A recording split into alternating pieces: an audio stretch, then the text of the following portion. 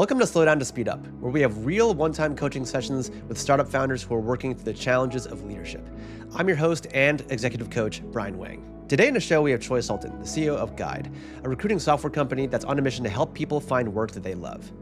Troy comes to the session trying to figure out why he's been lacking motivation recently. Is it a case of burnout? Does he need a break? Or is he facing something bigger, some more significant changes in his life and priorities? This can be a really uncomfortable topic for founders to touch because we're supposed to be all in our companies. That's what the world tells us. We're supposed to be the chief cheerleaders for our teams. So any noticeable drop in motivation can be scary because it violates the narrative of who we're supposed to be when we're running these companies. Now this session takes some twists and turns, but ultimately Troy gets more clarity on what he's been avoiding and why, as well as some next steps on how to move things forward. So let's tune in. Hope you enjoy. Hey Troy, great to see you. Likewise. Yeah, man, I'm really excited to be on this session with you. And just to get us rolling, I'd love for you to just take a moment to introduce yourself to the audience, a little bit about your background, and then we'll get into why we're here. Great. Yeah, thanks for having me. I'm Troy Sultan. I'm one of the co-founders and the CEO of a software company called Guide. We make recruiting automation software that helps streamline the logistics and interview scheduling process for organizations like One Medical, GitLab, MongoDB, and others. And it's my second startup in the same recruiting software space. And perhaps that will be a topic that threads through some of our conversation today. But yeah, I'm excited to chat. Yeah, absolutely. And so, we had spent a little bit of time prior to this session, just getting some context on where you're at. And so I have some context, but I don't think the audience has any context. So why don't you tell us a little bit about what we're working on right now and where we're going to go? Yeah. So there's a sort of heavy central and lingering issue that's more of a kind of life thoughts that I'm noticing happening more and more over time. So I'm certain we'll solve all of them in the next 40 minutes or so. Or your money back. Yeah, or my money back. So I think the crux of it for me, though I will caveat that I'm myself still trying to get my handle on where I'm at, which is what's so tricky about this. But I'm wondering how I maintain my own motivation for my work, my mission, my company's mission, as my own values personally and my own identity evolves over time. And I begin to prioritize new things, care about new things. And maybe a, kind of corollary here is that I'm also unsure, as I'm kind of in the mud, if you will, whether I'm dealing with just a black and white local case of a little bit of burnout or boredom or needing some more wins or some of the normal things that I think some founders face on their journey, and I have certainly in my past, or there's a more global shift happening where I'm actually making contact with a more permanent state of change. And I think that deciphering what's going on there between those two things are what are causing me a little more concern than I would typically at 25, working a lot, going, you know what? I need to go take a little vacation right now. Yeah. And I'm going to get some energy, or I need to go get some wins. And, okay, I got out of that. Right. And I'm noticing the pattern of getting out of it. I'm not so sure those tactics, to be fair, I haven't exhausted them fully, but Totally. It doesn't strike me as obvious that those are the ways out of this. But maybe they are.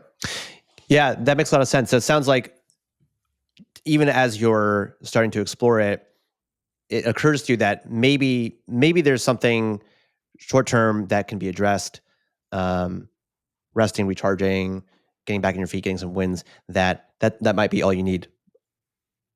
Because the other possibility feels a little bit more uncomfortable. It's like, what if there's a more, to use your term, global shift happening for you, something that's like slightly more permanent, let's call it, as permanent as change can be, but like something that's more of a significant change happening for you that then is causing that lack of motivation you're referring to, and then what then?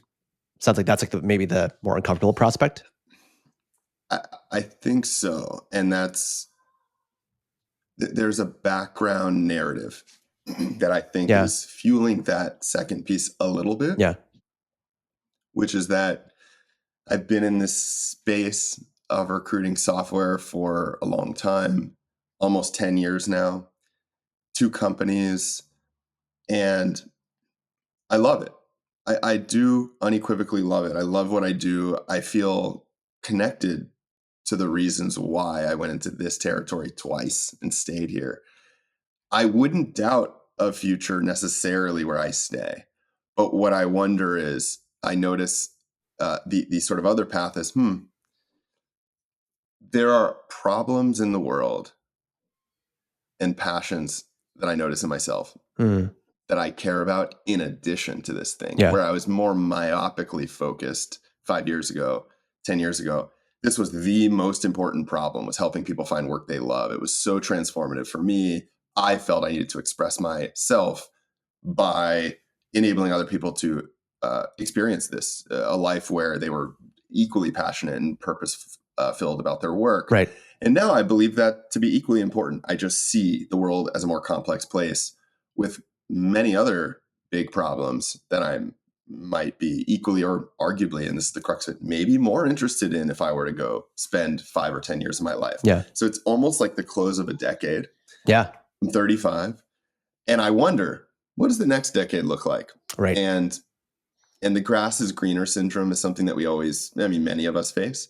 I think part of my conviction, when I operate with conviction, which is kind of my mode, it requires that I open-mindedly explore alternative routes, even if they sound terrifying. I have to be truly open to getting off the exit ramp and going another direction, when even many times I don't. I just need to truly let myself explore that. Mm. And if I come back and go, you know what? I really gave that an earnest consideration. It's time to stay. I need to stay. I'm now doubly sure for some period of time. Yeah, with blinders on, because I can really you've focus. seen what's on the other side. You've given yourself that. Yeah. So Yeah. how much have you allowed yourself to actually entertain that exploration thus far? More than I would love to identify with as a founder of a company who's having shower thoughts, sometimes not about how do we solve this complex problem that we haven't yet solved inside of the company, but instead, it would be nice to go meditate in the Himalayas for a couple months and take a breather. It's real quick. So it sounds like when you said like more than you'd like to identify with, I had this sense, tell me if this is right, that there's like a discomfort in the idea of the, driven founder, singularly focused founder who would then entertain other thoughts. Like that violates the narrative. Is that a little bit of what's Spot happening? on. Yeah. I say that a little bit in jest, because I think I personally can recognize and I'm comfortable with what is. But 5 years ago, or younger me would have very much felt bound to that narrative and arguably felt unsafe, maybe even sharing something like that. So yeah, maybe there's still some discomfort. Yeah. But I'm I'm honoring like yesteryear Troy, who probably would have felt less safe and would have had a system around him who he didn't feel would have been maybe not necessarily unaccepting, but wouldn't have been productive. Yeah. To put that in the air. Well, I love how you're able to both notice what's real for you today and also acknowledge what would have been real for Troy of 5 or 10 years ago, and holding both of those in your mind at the same time, because I think that can be a tricky thing. And real quick, what is it that today enables you? Like what enables that capacity right now, today, compared to 5 years ago?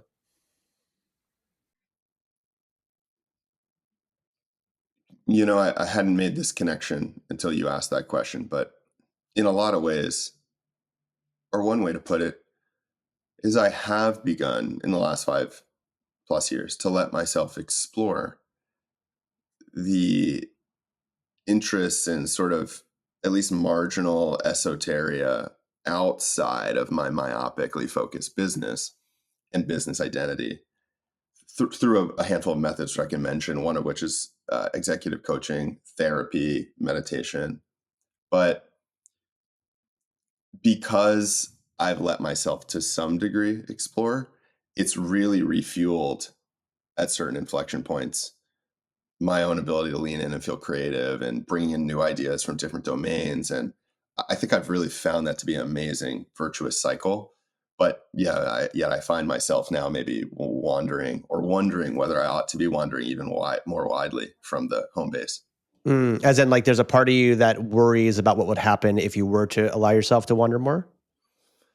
More might my what might my wanders to date persuade me that I ought to move permanently elsewhere. What would it be like for you if that were the case? It's a very fuzzy picture, and there's a lot of insecurity. And I think because of that, on one hand, that's an amazing thing to go explore and feel out. On the other hand, I'm terrified because I don't know, and I like to have a clear vision for the future for myself. And Yeah. and I think it's probably why I struggle with it, because I really haven't built a clear picture. So like the fuzziness and the lack of clarity itself is terrifying, or part of what makes it scary?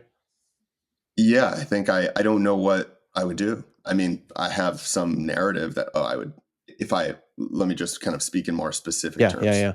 This is the extreme hypothetical that I notice here and there over the months, the last year or so. I'll wander here and there, and I'll say, what if I wasn't doing this company? Yeah. I wake up every day and I put my all into it. But what if I woke up and I didn't have this company to put my all into? What if I just kind of did right by all of our stakeholders and somehow close this chapter for my life personally? And then what would I do? And my initial instinct is I take a breather for a minute. It's been a while. I would like to just have nothing to do for a minute, but I know that it would only be, it wouldn't be much more than a couple minutes before I was ready to create something again. And then the question is, what would I create? Like, how would I spend my time? Where would I get my purpose? And I think my natural founder instinct is I would do another company. Obviously, I just don't know what. I'd have to there's some territory that I've thought about for years, but I'd have to really kind of do a thoughtful pass on, what problem I think is a 10-year problem. Yeah. But I also I'm at a point where that's not the scary part. The scary part is should I actually be family planning? Should I be focusing on, am I thinking about this from a wrong dimension? Am I actually seeking something that has nothing to do with the work piece? Maybe. Should I be looking for a more serious partner? Should I be planting myself in a geographical location that's more permanent in my mind?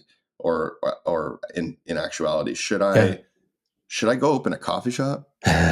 Is this what I want to do? Now, I want to check. You know what I mean? I want to check something out with you, Troy. So Yeah. What I noticed in the last minute was a lot of should I do this? Should I do that? And I just want to make the distinction. When you're saying, should I do these things?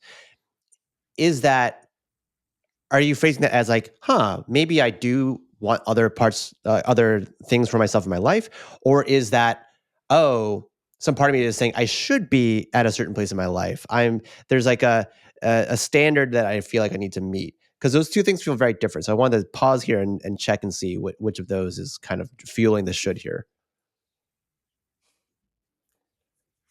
It's hard for me to be sure there is 0% of the latter, like this self-expectation, me not meeting my own standard. I don't suspect it's that, though. I think it's mostly the former. It's really, just to refine the question, I think it's a question. It's not knowing the answer to what do I want. And I have spent most all of my life knowing very clearly what I want, with very few moments of questioning that. Just, if I could describe myself in the last 15 years as somebody who is operating with an immense amount of conviction and a will and a vision for his life. Yeah. And I think I'm coming, I don't know if it's an age thing or I'm just having a moment in the last handful of months, but I'm wondering whether I'm noticing some things in that steadfast foundation, that vision crack. For example, maybe my identity is a little still tied to, hey, I think I want to be an entrepreneur. This is what I Sure. love. This Yeah. is like what I wake up and love. But the definition of entrepreneur that I had like yesteryear and the one that I might be forming today are different, very different. Yeah. The last decade was like unequivocally go like venture out, build build the biggest, most impactful business as fast as possible with as much energy and sacrifice as that takes. Yep. Go build the unicorn. And then I think the 35-year-old Troy is wondering, is that really what's going to make you happy? Like, certainly it's a coin flip. I'm not deciding no, but for the first time, I'm wondering, what if I, was building a lifestyle business that fueled these other things? Or what if I had a family? Yeah. And so it's interesting to see myself genuinely considering questions that just weren't a priority for me previously. Yeah. Just the fact that you're relating to these things in a way that just by habit you haven't, that in and of itself can feel a little destabilizing, right? It's like, oh, I've never really shown up to my own life in this way. That whichever direction it goes can be strange. And also, if so much of the day-to-day sense of self, that motivation, that guiding North Star was rooted or fueled in this narrative, like, I'm the entrepreneur building unicorn, this is all that matters to me. And then it's like, but actually, maybe, as you were saying, there's like a crack in that. It's like, maybe it's not so stable. Then that can feel scary. On top of the whole, like, I don't even know what I want. Yeah. Yeah. It's a place of exploration and it's interesting. I mean, it's scary. It's exciting. It may be benign in the end. Like it can be so many things or nothing that's why it's just like it's a funky place for me. Can I ask you a question? Yeah. So Troy, if I ask you the question, Troy, what do you want right now? What happens for you? What do you notice?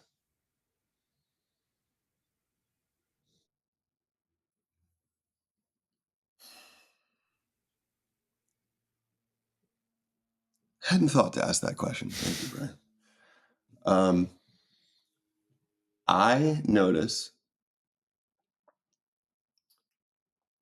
that what comes up for me, what came up for me immediately is unrelated to this illustrative, detailed option set that I just described. Oh, maybe I go off and do this and take a break or build this company or have a coffee shop.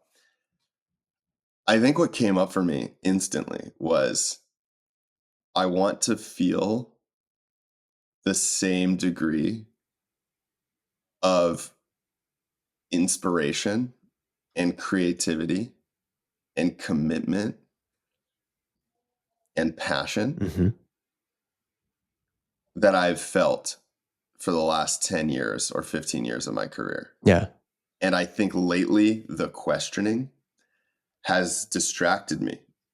In a way, the very essence of this inquiry is the fact that there's room for it means I'm not in flow in that sense. And I want to get back there. And I'm like, ooh, what's going to get me there? And again, I can't tell if it's just a blip. I've had these moments like in my 10, 15 years of being connected. I recall in 2017, I recall very specific moments for 3 months or so. I was kind of like having an existential crisis. And then I locked back in and 2 years went by and I was as stoked as any. What happened with that existential crisis? Like, how did that unfold? Oh. I remember being at the year was ending in I believe it was 2017. We had a lot of the tools at our last company to like get sort of have the chapter we had anticipated. We were kind of at the starting line with a great team and good funding, good investors, and a kind of a vision. But I remember the year was closing, and I think I was basically, in retrospect, experiencing like a classic bout of burnout. Maybe I was just kind of myopically focused, and maybe I was burnt out for one reason or another. Yeah. And I remember nobody else at the company was seemingly in the same place. They were all like stoked and moving forward. And I remember I was literally at our conference table in the middle of our like kind of almost living room of the office, like where we would all eat lunch. And I remember almost banging on the table, being like, no, I don't think you guys understand. I think this is a problem. Like, I know that everybody's excited, but I am really struggling right now. Yeah. And I think that might be a problem. So I need help. Like, I don't know what else to do, but like bang my fist on the table and like raise the red flags. Like, I don't know what to do here. Yeah. I think I'm struggling. I think I'm not excited. I think I don't believe something's going on. Yeah. And I got a lot of compassion from the team, and I ended up doing a couple weeks of travel at the end of the year and by myself and abroad. And I think a few other things had connected. I had other things in my life discombobulated. I think, I don't know if it was the travel itself, because it's not always been the antidote, but I came back, and to some degree in the next month, I just got back locked in. I don't remember the causal chain exactly. I just know I left. Everything was good. I got 2 full weeks of being off, which was incredible at that time. Yeah. So, yeah. Yeah. Sometimes just even having like a certain amount of distance for some time away can be restorative, and the spark naturally comes back. But something just came up. I just saw something on your face. Yeah. Yeah, you did. I just connected this with something else that I've been wondering about lately, which is remote work. Yeah. And this is going to be a strange thought, but one thought that I wonder about, I think there's a lot to be said around what causes burnout, what we mean when we say that. And I don't even know what I mean when I say that. But I do think I notice more energy and motivation in myself when I feel like there is a vision for the future, for my future, that I am extremely excited about. And part B, super critically, that I believe. I gotta believe it. That's critical. And so this brings me to my other point, which is sometimes I wonder whether, when I'm feeling like I'm struggling, whether I just need to be heard. Like, I wonder if I just need some of my confidants and my team and my peers to be maybe in person. I don't know, like in a room on a couch, having a moment where we're like, I need to get this out. Yeah. And I want to spend some time, like, I want to jam on like the stuff that we don't often give ourselves permission to agenda for a Zoom meeting. Like, I just want to riff on what's possible for the next 3 hours while we wander down like a hiking trail or something. Kind of like that sounds like a situation where like you don't know where it's going to go. Yes, exactly. And we used to do a ton of this when we had our office with our last company. We're a fully distributed company now, and we actually love it. Yeah. We see a lot of upside. Yeah. But I've been pondering more and more lately whether my own mental state correlates to the lack of that visioning time. I told my co-founder not too long ago, I was like, it's funny because the vision is evolving and changing and getting hardened as we learn the reality, get hit with reality. That can't, for me, the believability piece that I mentioned is really top of mind, because I can go into my silo across the country from you and envision the next iteration of whatever, of the future. And unless me and you, and arguably the core team, name that, talk about it, align on it, commit to it, it's not real. It's just a daydream for me. How much of that collective commitment and alignment is present for you today?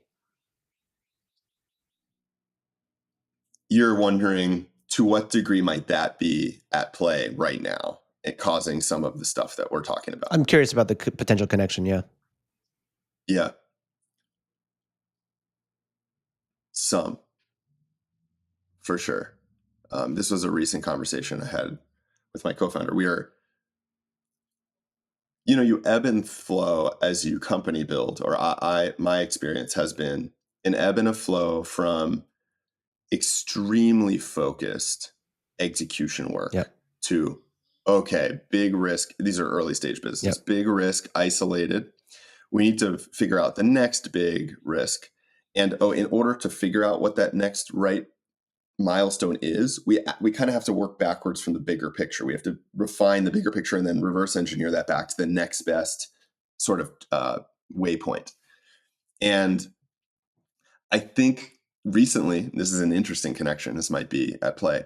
We have spent the last 6 months very focused on what might arguably be called a pivot, a major evolution of our strategy that we hadn't planned at the time that we started to execute. And so it's a big new product. We did the thinking about why, and then we committed, and we've been very heads down. And I think lately is when I'm starting to feel none of us have been talking, our internal cultural conversation. It's been a lot about this huge local mountain we have to climb, not about why, what this is going to enable for us long term, or where we're going to be in 3 to 5 years, how this changes our vision for the future. Are we still in agreement on the one that we were talking about 6 to 12 months ago? Yeah. The conversation's not happening. And I think maybe that's at play. Yeah. So, okay. So what do you think would happen if you start to have some more of those conversations internally? It's hey, where's this actually bringing us toward? Is this where we're wanting to end up? Going back to the why and how that might even be evolving. If you were to have some more of those conversations on a regular basis, or even just the next several weeks, how do you think that would impact things for you?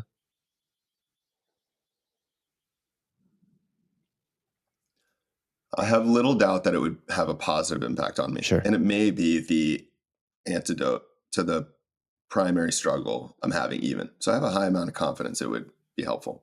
However, excuse me, I struggle with it for a few reasons. Number one, ironically, it feels selfish of me sometimes. I feel guilty forcing everyone, whoever that is, to my co-founder and others, to humor me in these moments where this is for me in a way. I need this for me to get back on the horse. But you all are we're good. We're feeling rewarded. We see enough into the future that we can get our job done. And this all sounds interesting and fun, but we have a lot of shit to do. We're under a lot of pressure. And if we don't, this quarter, if we don't deliver, and I feel you're right. You have a tremendous amount of work on your plate. Yeah. You feel the pressure. Yeah. There's a lot of execution work. And to your point, if we don't win the quarter, we don't earn the right to go see out this vision maybe. And so I hear that. Yeah. So part of it is I don't want to disrupt other people to solve for my problem, but I do understand how solving for my problem might be a selfless act as well. I might be able to lead better. Yeah. And then the other piece is this very boring tactical, what's the method? What's the medium? Do I put a Zoom meeting on the calendar for 4 hours and give everybody DoorDash? This just feels boring. Yeah. We get in person? Is this the time for a retreat? Yeah. No, I don't feel like planning that. Yeah. You know what I mean? So there's those two pieces. Okay. Totally. And my sense is that latter question, you could sort those things out logistically with not much effort involved. But this first one seems interesting to me. It's what's present is, I don't feel this motivation. I don't feel that drive, that energy you were referencing earlier. That flow, I think I'll summarize it as that feeling of flow that you felt that's what I'm really wanting. And what I've picked up so far is that feeling of flow seems connected to you, or for you, connected to just you being connected to the bigger picture, you feeling connected and convicted and believing the why of what you're doing, and seems importantly that there's that felt sense that collectively, not in a silo, but collectively, everyone is rowing in that same direction, and their hearts and minds are also with you in that conviction. Spot on. Yeah. And there's this little blocker here, oh my God, it's going to be such a selfish thing for me to ask folks to go through this exercise of whatever that then ends up being. Yeah, because it's one of those, or the story I tell myself is it's one of those squishy CEO things where like nobody's really needing. I'm the tip of the spear typically to look around the corner at what's next, right? I'm the first person to say, I'm at the end of my line of sight. Yep. Where are we going to go next? Is typically going to be me almost by definition. Yeah. And so maybe the team is right there. Maybe sometimes they're the ones raising their hand, but more often than not, I'm most worried about the longest term sort of line of sight. Yeah. And so in a lot of ways, the team's not feeling what I feel yet. Let me quickly ask you, how do you know that?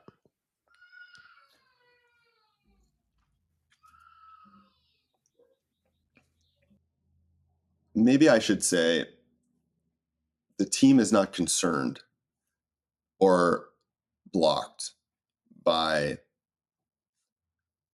the same thing that I might be concerned or blocked about. Whereas my motivation personally, maybe this has nothing to do with my role and it's just a personality thing. It's tied to those things you mentioned. If I don't have like a 5 to 10 year vision that I'm stoked about, I struggle to stay motivated week to week. Yeah. I don't know that that's exactly the same modus operandi for everybody on my team. So many will say, look, we're really focused. We feel great right now at work. We're motivated. It's hard, but we see it working. We really need to focus on the quarter. We have very clear goals and it's going to be hard. Totally. But we really believe in these still. So maybe it's not that they would disagree that they can't see 10 years into the future. I think they would argue that like that's like maybe tomorrow's problem if it were left up to them. Yeah, I follow you. That makes a lot of sense to me, Troy. So you've identified that like the absence of that clear 5 to 10 year vision plan, the one that you really believe is a significant factor here.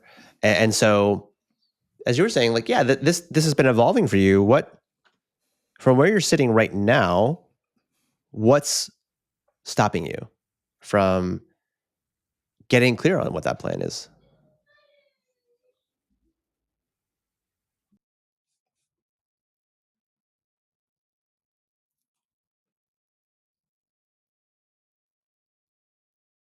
It's a really good question. And I don't have a clear answer because I don't know that I believe some of the things that I'm inclined to say. I don't know if I really believe that it's a logistics problem. I can't figure out how to get us all in the room, and this just sounds exhausting. Yeah. And do we really have time for an offsite right now? And yada, yada, right? I don't know if that's really the problem. I don't know how much I really believe that. I'm inclined to react, like that's my instinctual, that's a piece. The other piece is, well, things are changing. I'm changing. Back to where we started the conversation, like I'm changing. Our vision is in place. We're just talking about it less. Yeah. Maybe we have new language around it. Maybe we just need to stay more, we need to behave on a week-to-week basis with a little bit more connection to that thing to keep me believing and excited. But I don't know. I maybe I'm just falling unfamiliar or out of touch, and I need to just simply carve out time for me to do the work for me in figuring out what I need. Maybe that's journaling. Maybe that's going for a long walk and really focusing on this. I think I'm also maybe either avoiding or using that time. Like I would never use I don't have time for that because I look at the way my time is spent and it's on a bunch of things that I don't. What specifically? What do you find you're avoiding? Maybe. Like doing the hard work to reconnect myself with the vision, to reconsider that, to try to harden it. Right, a vision is this amorphous thing that may mean different things, and I think as we build more, we can actually get more detailed about what that actually looks like and what we've maybe learned. Do we still believe this? Maybe it's a little more refined. So I think there's always work to do in terms of that picture. But for some reason, I haven't been inclined to sit down, block time, and prioritize this big, squishy, imaginative thinking. Well, you said that the vision was clear, though, for the business. What specifically? What do you find you're avoiding? Sorry, like doing the hard work to reconnect myself with the vision, to try to harden it. Right, a vision is this amorphous thing that may mean different things, and I think as we build more, we can actually get more detailed about what that actually looks like and what we've maybe learned. Do we still believe this? Maybe it's a little more refined. So I think there's always work to do in terms of that picture. But for some reason, I haven't been inclined to sit down, block time, and prioritize this big, squishy, imaginative thinking. Well, you said that the vision was clear, though, for the business.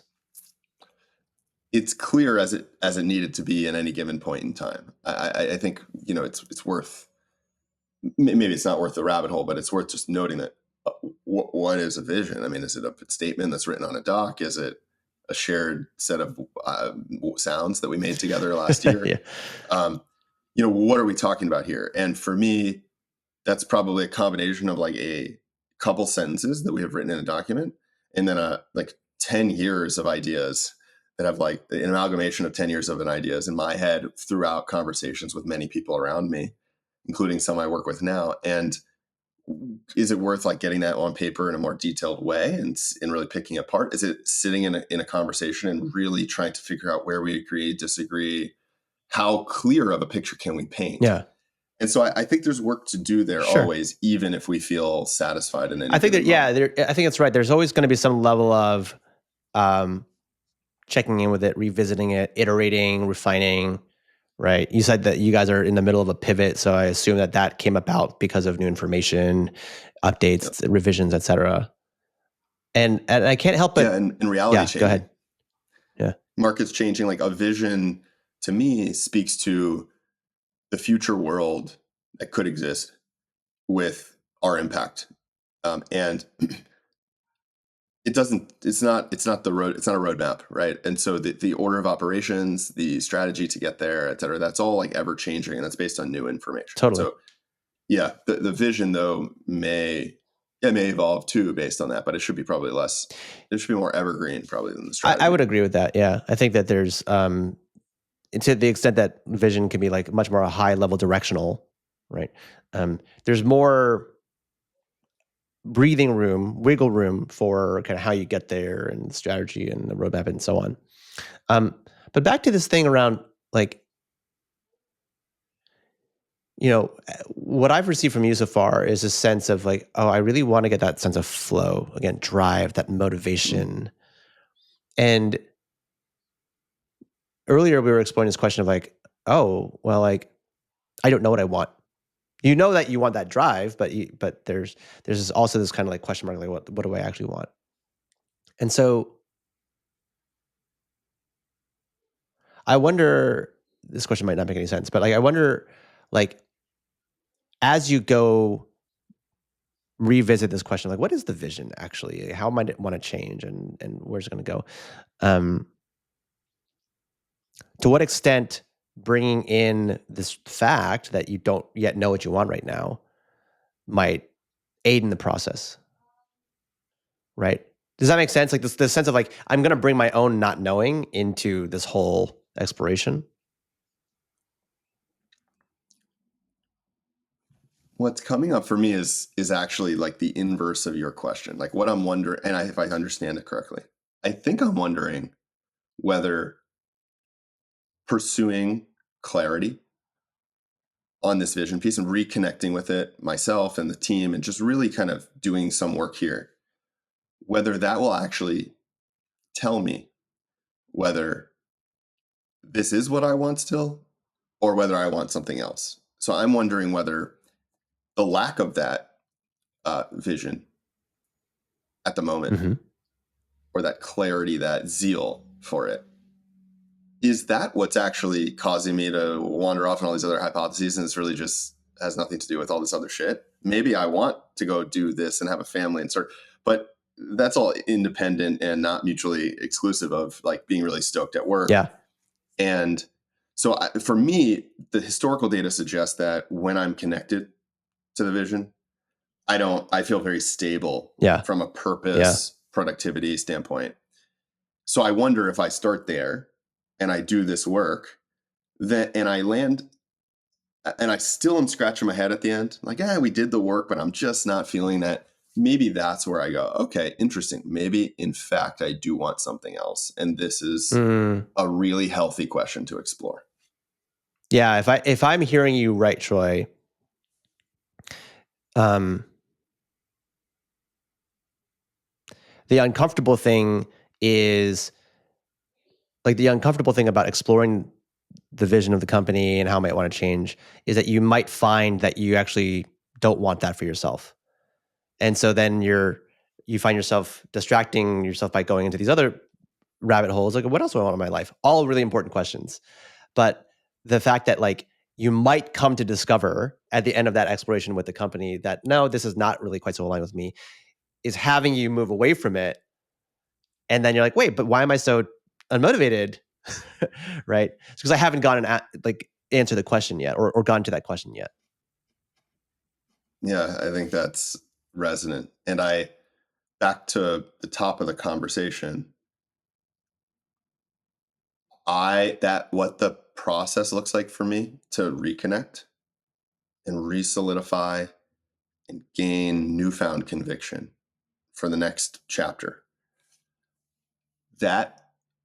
This inflection point must include a genuine open-mindedness that is not the landing spot. It's a very strange thing for me. I need to genuinely be open-minded to explore, which makes me seem, and in fact am in moments, genuinely confused. Yeah. Genuinely unsure. I'm genuinely not sure if I quote unquote want to do this anymore. Right. And that's got to be true in order for me to double click back in and be locked in, because I knew that I really gave myself an earnest opportunity to explore something else. And that could be very scary for people around me, because I can't be very easy to be misunderstood. Yes. Yeah, I think you got it. Like I can notice that you're just holding this really important truth. It's like, to do this right, there is the openness of whatever is going to, like the openness to this mystery of what are you going to find. Mm-hmm. If you go in feeling like, I have a preconceived notion of how this is going to end up, it's very easy to find out that you're like, this is like, you can be very misaligned, right? Or I manufacture some outcome. Yeah, I didn't buy it. I just don't buy it. Yeah. It's kind of like setting an artificial goal that is artificial. Yeah. Works for some people, doesn't for others. You kind of know you just made up the line in the sand. Yeah. I think for me, I'm the type of person that needs to really have reasons behind it. And for me, my conviction and my willingness to explore and wander are two sides of the same coin. Yes. I get my conviction from the wandering. Yeah. You have to have gone through that process of the wandering. Yeah. Yeah, exactly. Yeah. And like you said, it could be scary for others. Absolutely. And I think as I grow and mature and I learn more about myself and I notice how I show up at various junctures, the onus is on me to help other people around me that depend on my mental state or are working in collaboration with me.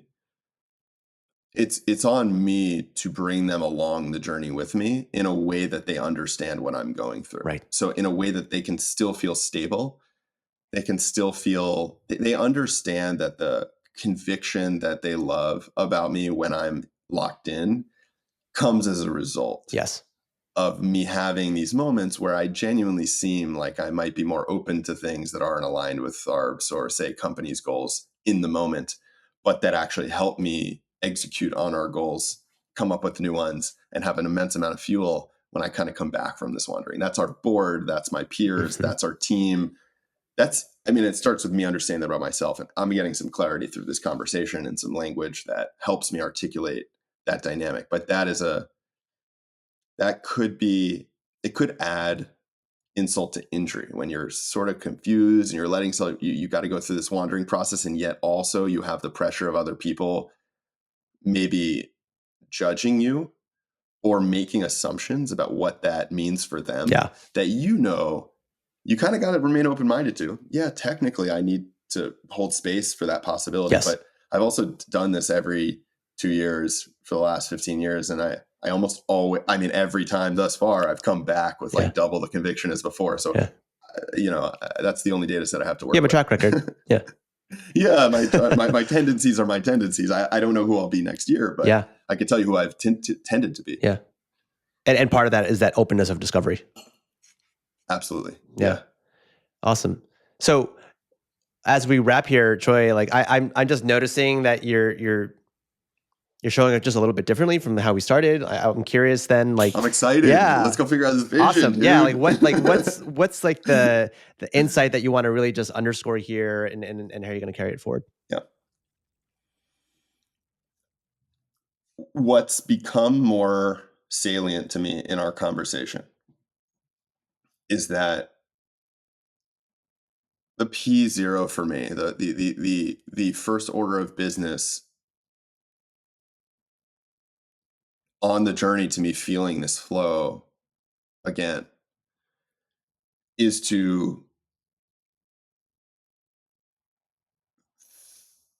do the vision work with my team and myself to figure out whether that is the linchpin here. And it's not really worth pondering all this other stuff, because I really do believe that's the first question to answer. So I can focus there, and that will take some work, but it will also give me a lot of clarity. And I think it may be the solution in and of itself. And if not, it may point me and give me permission to earnestly explore these other questions about what do I want. Yeah. So I think I actually have more focus in that I can put the what do I want questions, which are very squishy and open-ended, aside, and I can focus on the next step now and not feel as paralyzed or overwhelmed by all of these possible futures, and instead say, I have a plan. Awesome. Fantastic. Yeah. I'm excited to hear the outcome here, like as you dive in and you go into that unknown and you explore like what you come out of, when you walk out of the cave, what you come out holding. Yeah, maybe I'll be behind the counter making you a cappuccino, and not too much time from now. So. I'll be the first customer. Yeah, great. Awesome. This is great. I really appreciate it. Fantastic. Yeah, thanks for coming on, Troy. This was a pleasure. Yeah, likewise. Super helpful and productive and enjoyable. I really appreciate it, Brian. Awesome. If I were to sum up this session with one question, it would be this: how much room for doubt is allowed for a founder? In my view, Troy's struggle had a few different components. First, Troy had lost some connection with his company's vision. That alone can create a lot of anxiety, because a good founder, quote unquote, is supposed to be the keeper of the company's vision. Secondly, Troy was also a little unsure of what he wanted in his current phase of life, which added to his anxiety and his discomfort. And then finally, he was afraid that by going and clarifying the company's vision, he might potentially discover that he was no longer personally aligned with it. In other words, Troy was resisting a lot of unknowns. And that's the most human thing in the world, to avoid those darker, more shadowy parts of our life. Toward the end, Troy saw that the way out was to drop his resistance and to move toward the unknown with a sense of open-mindedness and even a willingness to be lost and confused for a little while. And when he gets to the other side, he will sit with the satisfaction knowing that he gave himself full permission to go and explore all of his options. Thank you for listening to Slow Down to Speed Up. If you enjoyed this episode, please give it a like, a subscribe, or rate it in your favorite podcasting app. And if you're a founder who's looking to learn how coaching can help them reach the next level, please reach out to me at dashingleadership.com.